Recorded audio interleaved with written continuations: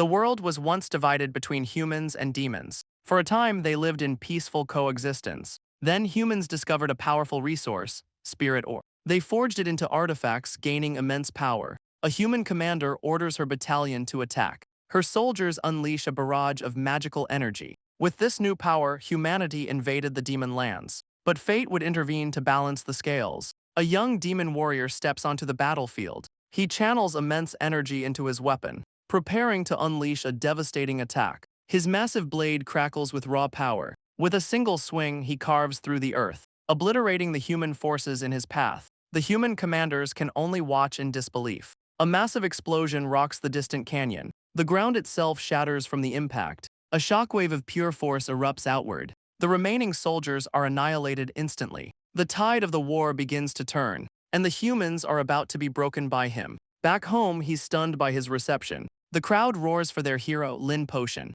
His disciple Mu Kuo explains his new status. His parents are showered with praise from the crowd. Lin Potion scoffs at the sudden, shallow attention. His fiancée Dan Yunduo appears by his side. Clan leaders desperately offer him lavish gifts and titles, but Lin Potion awkwardly turns down their wealth. Others try a more personal approach to win his favor. His fiancée covers his eyes as he rejects them all. Suddenly, the Grand Princess makes her grand entrance. She approaches the hero with a formal greeting. She invites him to the palace, but he declines the honor. He claims celebrating now would hurt army morale. The princess seems to have expected this answer. The crowd buzzes with rumors of his loyalty. Just then, a woman's high heel snaps. She stumbles, losing her balance completely. The horsewoman falls directly towards him. Lin Potion reacts instantly, catching her midair. He simply asks if she is all right. But from the crowd's angle, it looks intimate. A clan leader has a wild realization. They believe they've discovered Lin Potion's secret fetish. A frenzy begins as women change their attire. The clans race to cater to his tastes. The news twists the story into a wild scandal. His parents, overwhelmed by the crowd, just want to go home. Night falls over the mountains. The city erupts in celebration for their hero. Fireworks light up the joyous festival streets. The entire capital is a sea of light and hope. A young disciple runs off to watch the lion dance. She plans to meet her parents just outside the city. Dancers celebrate the hard-won peace. The demon race prays their oppression finally over. A new era of prosperity seems to have begun. Lin Potion walks unnoticed through the crowd. He reflects on this new peak for his people. He believes the humans have no path to victory. The enemy capital is his next and final target. He fights so his parents never have to toil again. He remembers their desperate pleas from the past. They begged him not to go to war. He insisted the family no longer needed his sacrifice. But his heart broke, leaving them behind. They only wanted their son to stay safe. Now he holds gifts from the people he saved. He walks home satisfied with his life's work. He pushes open the door to his house. But something is terribly wrong. His mother's lifeless eyes stare back at him. He finds his parents hanging from the ceiling. With her last breath, she begs him to run. The bodies detonate in a flash of light. Lin Potion is caught in the massive blast. 100 explosions rip through the house. He realizes the corpses were laced with poison. A dark energy consumes his body. A maniacal laugh echoes from the shadows. The poison is a cocktail of 300 deadly toxins. It was specifically engineered for his genes. She is Xia Rui, humanity's greatest poisoner. She gloats that this is more than enough for him. An army of masked soldiers rises to attack. They carry a portrait of a fearsome man. The demon ceiling king gives the kill order. His soldiers are ordered to fire spirit or bullets. Cannons unleash a barrage of energy. Lin Potion is hit from all sides. A blast tears right through his arm, severing it completely from his body. He stumbles back, facing the enemy alone. The poison has weakened him. He's vulnerable. They must seize this chance to kill him now. He rockets into the sky, trying to escape. His eyes burn with defiance, but a glowing net springs up to trap him. It's a sky lantern demon suppression vault. Xia Rui gathered every rope artifact for this. The energy ropes bind him completely. More soldiers open fire from below. He roars, refusing to be captured. A huge blast erupts from the ground. The soldiers are ordered to close in for the kill. A hand grabs his ankle, pulling him down. He's dragged into a pitfall trap. His hand hits a glowing barrier. They were waiting in ambush below him. A magic artifact, the Heaven and Earth Cloth, blocks his path. Xia Rui unleashes her close combat battalion. A magic spear pierces his side. They surround him, ready to deliver the final blow. But with one hand, he prepares a technique. His hair explodes with golden light. He unleashes the 100 birds vanish technique. It's a demon escape technique, they can't let him flee. A single golden bird slips through the net. They realize his body is already adapting to the poison. The golden bird screams with defiance. It smashes its way through the energy net. The light fades, revealing his falling body. He lands hard, finally free from the sky vault. A moment of relief, the escape worked. But Xia Rui descends from the sky. There's nowhere left for him to run. A demon official screams for reinforcements. She announces Lord Lin Potion has been attacked. The scene flashes to a twisted, cheerful greeting, then snaps back to Lin Potion's bloodied face. Xia Rui stands over his body, head on a pike. He makes a final declaration of his honor. He pleads that his family are innocent civilians. She laughs, admitting she was just being polite. His only wish is for her to spare his family, but she reveals it was her plan all along. Lin Potion's sudden rise is too terrifying to ignore. His very genes are a danger to her world. She declares his entire family must die. Just then, a report comes in for Dr. Xia Rui. His father's side of the family is captured. His mother's side has also been rounded up. Even his fiancée is a hostage, begging him to run. Over the radio, Xia Rui gives the final order. A blade slices through his family's throats. Others are executed by energy blasts. A brutal, merciless slaughter begins. Their agonizing screams echo in his mind. With the massacre complete, she dismisses her forces. Lin Potion's consciousness begins to fade. He apologizes for failing his majesty. He remembers his promise to bring peace. He regrets dragging his people down with him. His thoughts turn to his fiancée, Dur. He remembers their innocent childhood love. He sees her lifeless hand still holding a weapon. She fought bravely until the very end. His last sight is of his own decay. Xia Rui taunts his severed head. She says demons believe in reincarnation, but his entire bloodline will be erased. Suddenly, Lin Potion opens his eyes. He finds himself on a strange, dark river. A divine being says this is the next life. It is King Yama, judge of the dead. Lin Potion is stunned that the god is real. He asks about the road to reincarnation. King Yama says his turn comes at the river's end, but the journey to rebirth will take 500 years. Lin Potion explodes, refusing to wait for revenge. For his impressive life, Yama offers him a VIP deal. He's offered a chance to build his next life. He can assign points to stats for his reincarnation. Even the greatest souls rarely get more than 5 points. Then his own point total begins to appear. He has 1028 points, and he wants to buy time. He slams all his points into the time attribute. His boat rockets down the river of forgetfulness. He'll rely on talent and effort for everything else. He furiously pours every point into speed. The river churns as his wait time plummets. His boat evolves, cutting his wait time by decades. He keeps tapping faster and faster. The points flow relentlessly into the time stat. Other souls watch in awe as he blazes past. His vessel transforms again, the wait now 312 years. He doesn't care if he's born mediocre or limbless. With only his teeth, he'll still get his revenge. In the living world, a woman suddenly goes into labor. His vessel cuts through the final waves of the river. He's spent nearly every point, cutting the wait to 27 hours. His eyes burn with unyielding resolve. The vessel finally reaches the river's end. A crack of light splits the darkness. He has arrived at the shore of birth. His consciousness is pulled toward the light. His old form begins to dissolve. He is consumed by the white void. In the living world, a doctor announces the baby's head is out. A baby boy is born, held by the doctor. Lin Potion realizes this is his next life. His new mother reaches for him as he wonders what he's become. He looks up towards his mother's face. His eyes widen in absolute horror. The woman's face is a mask of crazed joy. She screams she wants to eat him up, terrifying him. Suddenly, a familiar voice greets Lin Potion. He recognizes the underworld deity, King Yama. Yama announces he will now remove his memories. The mother, unaware, just holds her new child. Yama explains that she can't see him. He touches a glowing finger to the baby's forehead. The mother is shocked by the sudden flash. A wave of golden energy explodes from them. Yama begins to pull the memories from his mind. Every memory is ripped from his mind. A final cruel memory surfaces, a girl's curse. The deity is shocked, the baby is fighting back. His tiny hand holds on, refusing to yield. Yama scoffs, mortals cannot defy a deity's will. The god grows impatient, demanding he release his grip. But Lin Potion's will is simply unbreakable. A memory flashes back to the demon territory. A powerful warrior roars, his body glowing with power. One of humanity's strongest, a calamity star, attacks. He soars into the sky, pulling boulders with him. He uses a gravity artifact to forge a meteor.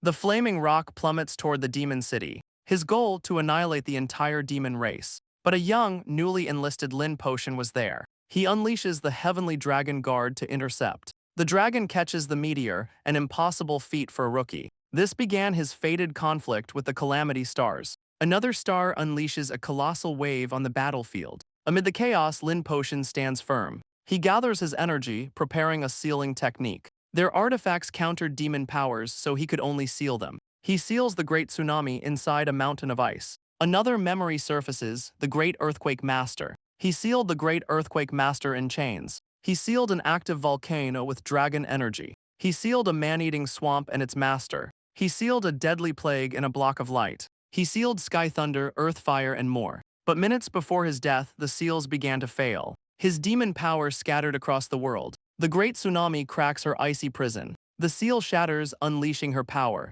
The volcano erupts, its chains broken. The Swamp Master awakens from her slumber. The Earthquake Master breaks free from his bonds. All 12 Calamity Stars escape their prisons. Yama scoffs, telling the baby he got lucky. He drives a needle of light into the child's head. A wave of red energy blasts outward. The deity focuses, determined to finish the job. But the baby grabs the needle with his tiny hand. He fights to pull the memory-wiping tool out. Yama is stunned, the baby still has half his power. That power was being used to guard the Calamity Stars. The god taunts him for his arrogance. His infant body can't handle this much power. His memories begin to bleed out anyway. Yama declares the baby's past life is dead. But the infant's eyes burn with defiance. He unleashes a final, desperate roar. His remaining power scatters into the void. But one memory remains, his name Lin Potion. His spirit confronts the god of reincarnation. He reminds Yama of the divine rules. The god has no power in the mortal realms, so Lin Potion will scatter his demon cores. His deepest memories will guide him back to them. He recalls the betrayal that led to his death, and he vows revenge against Yama himself. With a final shout, his power is released. The demon cores streak across the night sky. Yama can only watch as they escape his grasp. In the mortal realm, chaos already reigns. A young man looks up in terror. He calls for his brother as a core flies by. A corrupt minister laughs with glee. He sees this as his chance to seize power. That night, the demon cores lit up the sky. The people watched their hero's power scatter. They stood frozen, unsure what it all meant. Then the unacceptable reality began to sink in. A masked child cries out for his teacher. Across the world, the demon cores crash down. One of his ancient spirits awakens from slumber. It appears before the infant Lin Potion. But the baby is weak, his energy spent. His consciousness and past memories are fading. He struggles just to keep his eyes open. Nearby, a wounded woman kneels on the ground. She crawls desperately toward the child. A strange, unsettling smile crosses her face. As she holds him, his memories blur. He vows to reclaim his power one day. But the woman has other plans for him. The remaining soldiers are confused and afraid. Suddenly, the masked child attacks the woman. He unleashes a flurry of violent strikes. The soldiers tell their lady, Ziarui, to run. But the child's whip punishment is absolute. He has slaughtered all the government troops. Lin Potion recognizes his young disciple, Aquo. Aquo unleashes one final, desperate attack. The baby realizes he's used all his merit points. A red tendril strikes through the air. It impales the woman holding the child. The red tendril impales them both. Aquo is caught in the thorny vines. His eyes burn with desperate, tearful resolve. He remembers his master's most sacred rule, a promise to never harm the innocent. Now he screams, breaking that very vow. The infant Lin Potion reaches for his disciple, but the woman reveals a glowing escape talisman. It explodes, deflecting the desperate attack. The vines slam into the empty ground. Aquo realizes his final gambit failed. She and the child have vanished without a trace. The young disciple collapses to his knees. He has failed to save his master. News of Lin Potion's fall spreads quickly. The demon race sues for peace with humanity, but the humans refuse, launching a counterattack. Thankfully, Lin Potion had a final contingency. He poured his power into the Heavenly Dragon Guard. The colossal spirit awakens from its slumber. It rises to defend the demon capital, a final bastion against the human armies. As citizens panic, the ground begins to shake. The entire city is lifted into the sky. The entire landmass is torn from the earth, carried into orbit by the Heavenly Dragon Guard. The four great cities rest upon its back. A floating continent, a new demon sanctuary. The colossal beast ascends into the heavens. Creatures below can only watch in awe. Waterfalls cascade from the skyborn land. The dragon stands as their final protector. Following Lin Potion's last command, it saved the demon race. This act bought them a brief, fragile peace. With that, the 3-year demon counterattack failed. The infant Lin Potion is helpless, crying. A new, bitter chapter of history begins. We shift focus to a different time, a different child. A pink-haired woman dotes on the infant boy. She's completely captivated by his innocence. She remembers the single thought in her mind, a vow to protect him for the rest of her life. Years later, we find her at a remote winter estate. She trudges alone through the falling snow. A sudden blizzard has caught her off guard. The staff is gone, leaving her stranded. Then a small voice calls out to his mom. Her son Xiao Tian runs toward her in the storm. She scolds him for coming out in the blizzard. The boy stands silently in the falling snow. He pulls out a small, glowing container. It's a jar of hot, sweet water. He brought it all this way just for her. She's stunned, remembering the fire at home is fine. He thought she would be happy to see him. A nearby villager reveals the boy's secret. He ran back 3 times to keep it warm. Overwhelmed by his love, she breaks into laughter. They walk home together through the snow. She cherishes the warmth of his simple gift. He asks about her work. She says she hates demons most. A montage of memories begins in her lab. They share happy meals, their bond growing strong. He innocently declares he'll marry her someday. The staff just watches their strange, intense love. We see them visiting an amusement park. On the Ferris wheel, they're full of joy. But the ride is powered by a chained demon. Another is forced to be a living water pump. The mother and son enjoy the ride, oblivious. Next, they enter the park's haunted house. The guide reveals the ghosts are real demon slaves. The guide insists demons can't feel pain. The montage of their happy life continues. They ride roller coasters full of joy and race down slides without a care. They nap together in the warm sun. She pushes him on the swings, laughing when he takes a tumble. She holds him close, a perfect mother. That night, they watch the news together. A demon minister has launched a coup. The demon emperor's family are now prisoners. Commentators say he's purging old factions. The once greatest faction has fallen. The news reminds her of another massacre. She recalls Lin Potion's family being slaughtered. She laughs, saying it was too much. Later, she sleeps soundly, unaware. But the boy is awake, his head pounding. The next day, a special meal is served. His favorite dish, 5-color flower demon meat. She hired a new slave cook for him. He stares at the dish, frozen in place. He's lost his appetite, feeling strange. A forgotten duty haunts his mind. His mother asks who he likes more. He admits he would give everything for her. A memory flashes, a girl with white hair. She hugs him tight, teasing him. Her name is Yunduo and he is Atian. The memory twists into a nightmare. Yunduo is captured, bleeding and bound. Her severed head hangs over the feast, begging him. His world shatters in an instant. The vision fades into a rainy night. He wakes up burning with a fever. His mother panics, saying she only knows how to kill. A sinister hunger glints in her eyes. His fever dream is a jumble of rules. He recalls being overwhelmed as a child. A strange woman's touch haunts his sleep.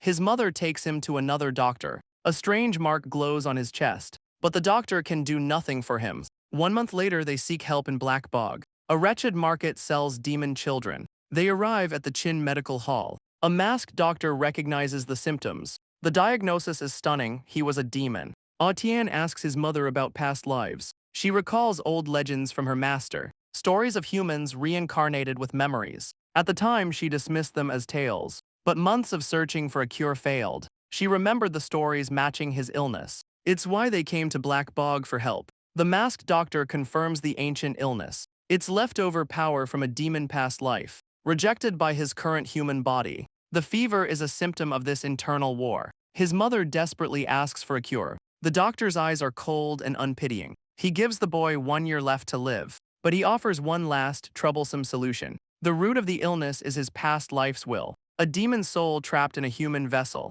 The only way is to consume demon cores, and let his body slowly become a demon's, an ancient, dangerous art of human demonization. She's overjoyed, confident she can get the cores, but she asks what demonized truly means. His body and mind will become a demon's. One day he'll be a full demon. Can she accept that? The doctor's lab is filled with monstrous specimens. His mother's face is a mask of horror. She struggles with the impossible choice. Atian believes he is already doomed. He's certain his mother will reject the cure. Her family and friends were all killed by demons. She has every reason to abandon him now. In human lands, demons are now refugees. They are treated no better than livestock. No human would waste a fortune saving one. He thinks his mother should just start over. The doctor seems to take back his offer. He warns her of the social ruin she faces. She's already weakened from her last great battle. Without the government's support, she'll have nothing. He calls his own suggestion a foolish mistake. Tian looks up, his hope fading. But his mother's eyes gleam with resolve. She doesn't care if he becomes a demon. She pulls him close, vowing to raise him. Tears stream down Tian's face. The doctor agrees to write the prescription, but the secret of her son's nature spreads like fire. The hero's child is a demon. The news spreads like a plague. His mother is summoned before the authorities. The cure requires extremely rare demon cores. Hunting alone couldn't provide enough for him. Blacklisted, she sells everything for black market cores. Their lives fall apart, drowning in debt. 2 years pass, his illness barely improving. They are left with nothing but rags. With no home, they wander in the snow. He asks why she can't make fire anymore. She has no answer for her son. He instantly regrets his innocent question. Certain artifacts grant power by draining the future. She sacrificed her power to win her last battle, and burned the rest to save her son. They walk on, alone against the world. He peers into a warm home he can't enter. He thinks the creator must hate this world.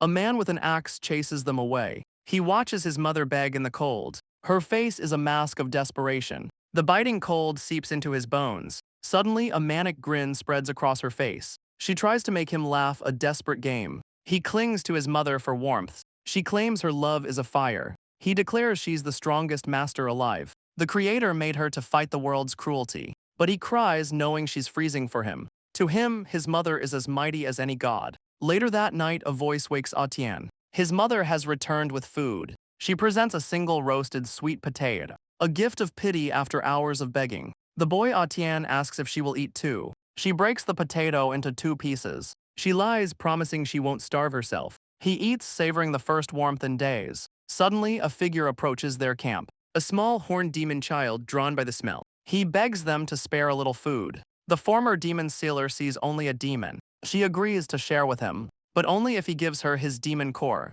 The demon child laughs at the cruel joke. He wishes he had a core to sell for his own family. Her predatory gaze softens, shocked. The blind child can't see the monster she's become. The child identifies her as human. She's stunned by the cruelty he faces. He explains he's blind, so begging is a gamble. Her cold exterior continues to crack. She watches her son eat, seeing his struggle in another. The blind child smells a faint demon scent. She reveals a shocking truth: her son is a demon. The weight of her confession hangs in the air. Tears of shame and sorrow stream down her face. Without a word, she breaks her own food. She offers the piece to the starving child. He's overjoyed, a gift of life for him and his sister. He runs off, believing good people are rewarded. His innocent words echo in her mind. She looks up into the falling snow and asks herself if she's a good person. Suddenly, a memory cuts through the quiet. Tian coughs violently, spitting blood. His mother screams, desperate for a cure. A greedy merchant controls the medicine's price. He doubles the cost, demanding 3 demon cores. She clutches her son, needing just 3 more. She falls to her knees, begging for mercy. The merchant looks down, considering her offer. She pleads, invoking the humans she saved. On the ground, she begs for mercy. Years later, Tian writes in his journal. After that night, the medicine arrived. Their lives slowly returned to normal. They could afford to eat well again. They even found moments of simple joy. A happy moment at the playground. A moment that ends in a clumsy fall. As he healed, their finances recovered. The medicine he needed grew less potent. She dreams of renting a lab again. He feels guilty for her sacrifice. He breaks down, clinging to her. The memory ends, returning to the present. Tian stares, captivated by its power. His mother gives him a chilling smile. She identifies it as Lin Potion's core. She confesses she was his killer. When he died, his cores scattered worldwide. This one holds enough power to cure him. She offers him the ultimate solution. Tian hesitates, the weight immense. He reaches for the forbidden power. He holds the core as a news bulletin flashes. The last demon city has fallen to humanity. Skyspike City is their new strategic foothold. Their magic airship can now reach the demon homeland. A triumphant announcer declares a new era of war. This is their chance to invade the demon's final refuge. The scene cuts to the chaos of the invasion. Human soldiers descend, slaughtering demon forces. They fight with enchanted talismans and steel. Riding bombs, they charge into the fray. The sky is filled with their war machines. Soldiers swarm the massive flying fortress. A colossal dragon watches the approaching fleet. The demon capital is bombarded from all sides. Inside, a demon noble named Raccoon Lee rages. He looks over a map of their dwindling territory. He laments their weakness as humans breach the walls. The Demon Council only cares for their own noble houses. The second king demands to know who betrayed Lin Potion. He accuses the council, as only they knew his location. The fourth king recalls Lin Potion's pride in his clan. He once boasted his brothers would rival his own strength. The seventh king cries that the humans killed his whole clan, but another accuses the second king of profiting from the death. A tiger demon rages, cursing Lin Potion's death. The third king wants him back just to break the siege. He proposes a mission to retrieve the scattered cores. But the sixth king says humans know his power well. His cores are lost or held by 12 calamity stars. Retrieving a single core is harder than fighting the army. A young princess appears, demanding a plan from the council. She reveals she met someone who can break the siege. The tiger demon scoffs, her family's power is broken. He accuses her of trying to seize power amid the chaos. Others agree, calling for her death for her selfishness. She smiles, confirming her contact is tied to Lin Potion. The council is stunned, wondering if a relative survived. They guess his adopted son, but he's a soldier. Suddenly, the great doors begin to open. The council and princess look up, stunned. A lone figure stands silhouetted in the door. A council member recognizes her from a past party. She faces the council, the princess watching. A flashback shows her and a young man at the party. She is Lin Potion's fiancé, Dan Yunduo, thought dead. The sixth king explodes, "This is your grand plan." He scoffs that she's useless unless she trained with him. She toys with him before shutting him down cold. A pig demon calls her the ultimate trophy. The council chamber erupts with energy. They move to capture her as a bargaining chip. Dan Yunduo watches them, completely unfazed. A red thread of energy forms in her hand. She unleashes it with a confident smirk. The thread shoots out from the council room, stretching across the entire fortress. It weaves a deadly web over the city. The thread slices through a guard tower, which explodes. It carves through the outer defenses. Human soldiers are thrown into the air. The entire siege line erupts in chaos. She recalls the thread, asking if they're ready to talk. The council members are frozen in terror. Dan Yunduo reveals Lin Potion left her something. He entrusted her with one of his demon cores.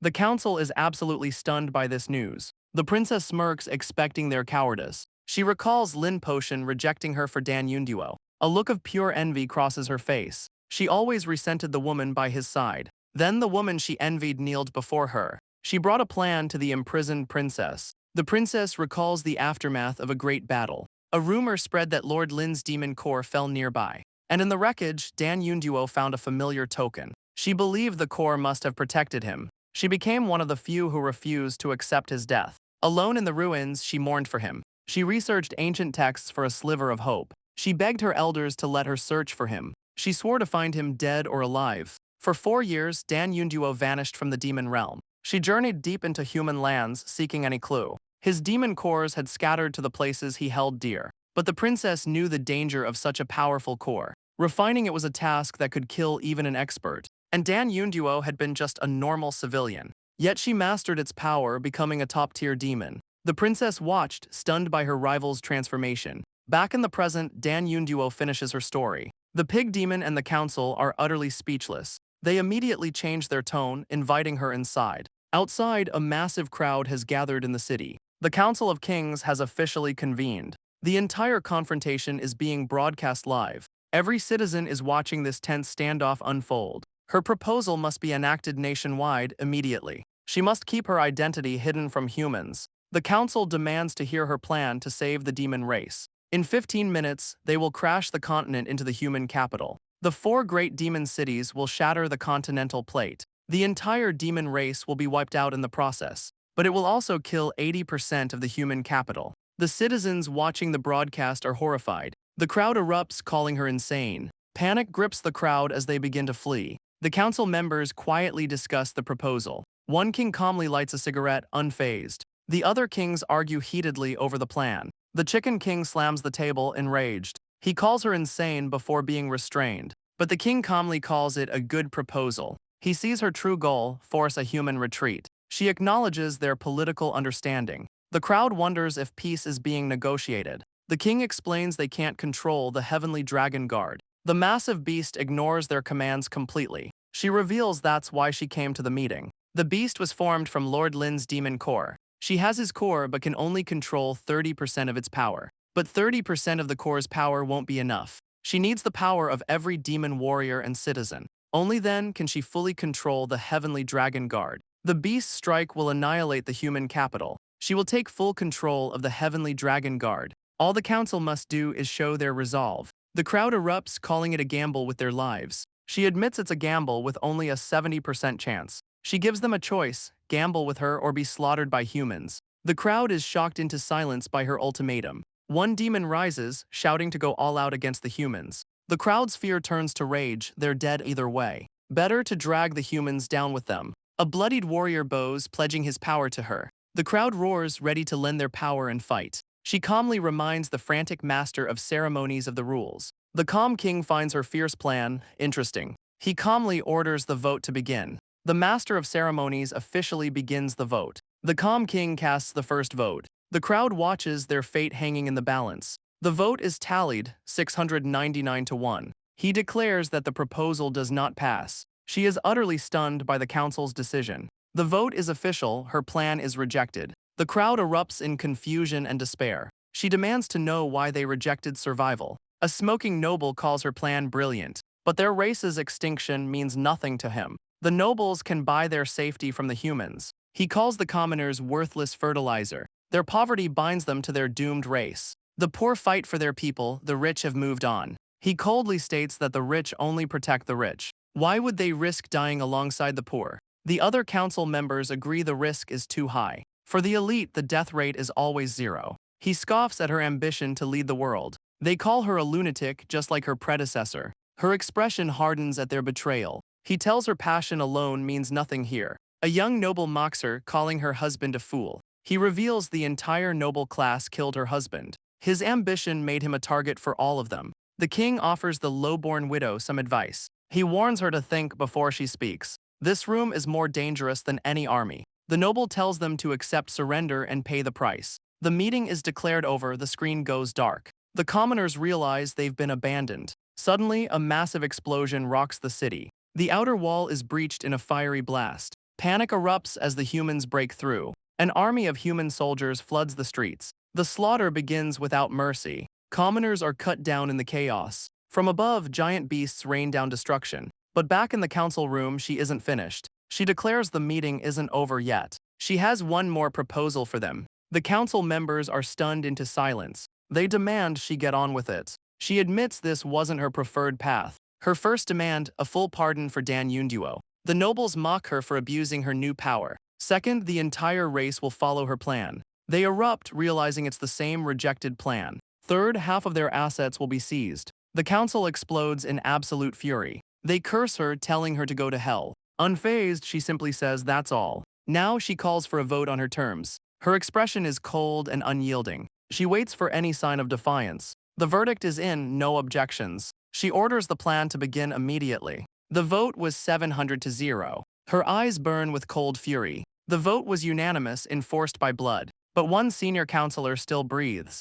She acknowledges his impressive power. He once said this room was the real threat. She grabs his face, promising a different fate. He begs her to spare his life. The humans won't kill him, she will. Her grip tightens, bones beginning to crack. He screams her name, Dan Yunduo. He threatens her with the wrath of the nobles. The entire system will turn against her. But his threats dissolve into screams of agony. He switches to desperate, pathetic begging. Dan Yunduo listens without a flicker of emotion. He offers her power, status, anything for his life. She says her husband isn't dead, and tells him not to call her a widow. A final, crushing blow ends his life. She believes her husband is still alive, and vows to return the demon race to him. A voice from the past calls out a name. The little heavenly dragon.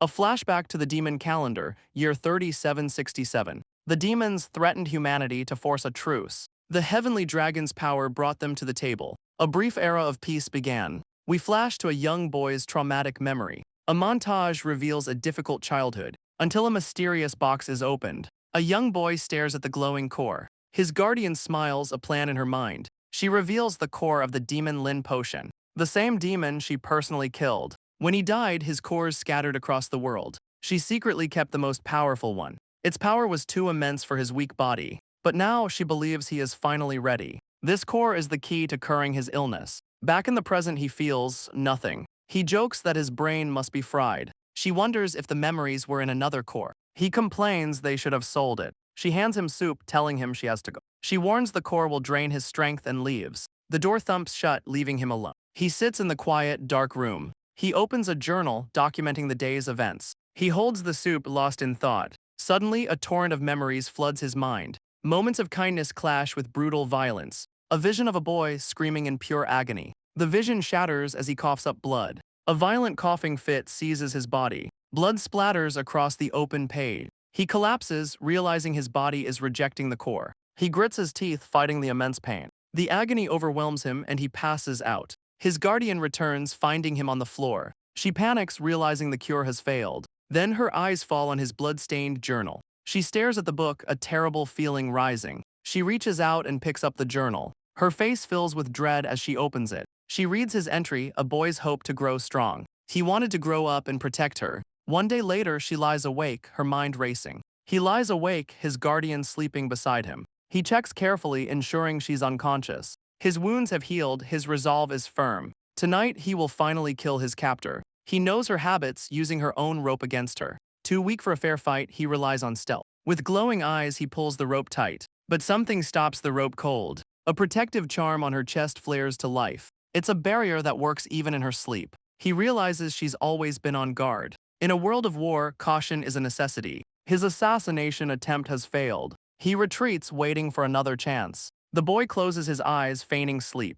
But behind him, she is not asleep at all. Silent tears stream down her face. Elsewhere, news of war spreads like wildfire. But in the city, life seems to go on. Friends laugh and argue over a hot meal. A man pours a bowl of spicy sauce. They joke about demons disguised as humans. The yin-yang hot pot bubbles away. Our boy sits grimly, claiming his side of the meal. He scoops a ladle of spicy broth. She says the boy Atian loves the spicy side. It's been his favorite since he was small. The shop owner greets them warmly, but his guardian delivers some sudden news. She tells the owner they're moving away. The boy claims there are important reasons. His guardian reveals the biggest one: war is coming. The owner is shocked, there's a peace treaty. But the leader of Light Province wants demons gone. A new power source has made them stronger. She advises the old woman to flee too. But the owner refuses to move again. She's heard these same rumors for 20 years. His guardian changes the subject, asking for a card. She remembers when they first arrived here.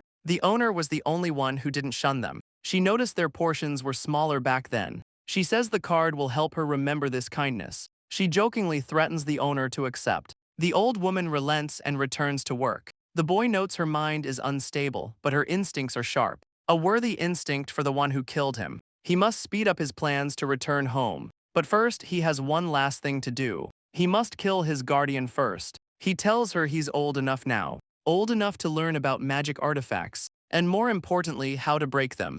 His guardian falls silent for a moment. She considers his serious request. A decision forms behind her eyes. She turns back to face him. The hot pot steams between them. She smiles, agreeing to teach him tomorrow. Meanwhile, in the powerful Light Province, a leader holds a glowing mirror. Another wields a chain of light. This is the leader of the province. He sits enthroned in the Light Prism Palace. He demands a report from his subordinates. A general reports their power has grown immensely. In the past, a red-clothed woman united the demons. But in these peaceful times, she's been forgotten. The demons have grown soft and complacent. Their military enlistment has plummeted. The demon race is at its weakest point. The leader sees his perfect opportunity. The third general, White Tiger, advises patience. But the leader's son, Qin Erbao, questions him. He argues that humans have also grown soft. The memory of near extinction is fading away. Even their own province's will for war has dropped. A subordinate warns their faction isn't enough. They must unite all human provinces to succeed. A total consolidation of military power is needed. The leader warns another demon lord could rise. Humanity needs a fire to reawaken its hatred, and he declares he will be the one to light it. He orders his son to handle military preparations. The leader will personally unite all of humanity. A flashback reveals a terrified woman, the queen. The leader taunts his own wife from above. She's forced to praise him, begging for her life. He executes her with a crushing light attack. Their son, Qin Erbao, watches his mother die. The entire court is frozen in silent horror. The leader stands over the wreckage of his throne. The scene shifts to a memorial tablet. It is the tomb of his eldest son, Qin Beabo. He reveals his son was killed by demon slaves. This war isn't just politics, it's personal revenge. This war is revenge for his murdered son. The old emperor appeased the demons after the murder. He even denied the boy a proper funeral. So the leader began a twisted daily ritual. He crowns a new demon queen every single day, then executes her as a sacrifice for his son. Before him stand the remains of 1,800 queens. But even this endless slaughter is not enough. His gaze turns to the heavenly dragon continent. The scene shifts to a boy and his mother. He asks her to teach him about magic artifacts, not just how to use them but how to break them. His mother looks at him, a hint of concern. She agrees and his training begins tomorrow. The boy practices releasing a sealed container. He channels purple energy, trying to control it. His mother explains the theory behind his power. His first attempt on a hamster goes sideways. The poor creature just lies flat, defeated. But then he focuses and tries again. He successfully releases the seal on the box. The hamster suddenly bolts upright, freed. He quickly masters the basics of artifact magic. That night he tests his skills on his mother. He realizes defensive talismans aren't her specialty. Her chilling internal response, "Then you're dead,"